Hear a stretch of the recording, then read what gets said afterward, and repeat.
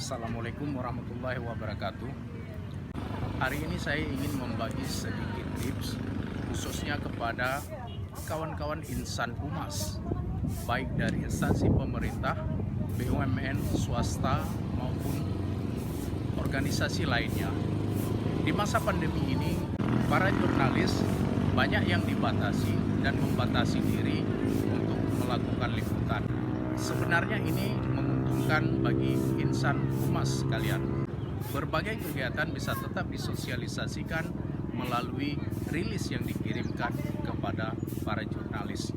Tapi perlu diingat bahwa khususnya dalam pengiriman foto ataupun video, kalau Anda ingin mengirimkan foto kepada media, kirimlah foto dalam bentuk landscape, jangan dalam bentuk portrait. Begitu juga video. Karena seperti kita tahu bahwa layar televisi, layar komputer itu bentuknya landscape. Jadi kalau mengirim foto ataupun video, kirimlah dalam bentuk landscape. Terlebih lagi untuk media online yang membutuhkan format foto yang landscape, tidak portrait. Karena itu akan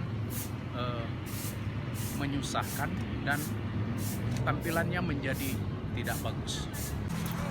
Lalu stop mengirimkan foto bersama dengan mengacungkan jempol, tapi kirimkanlah foto yang menunjukkan kreativitas, menunjukkan aktivitas. Demikian tips hari ini. Assalamualaikum warahmatullahi wabarakatuh.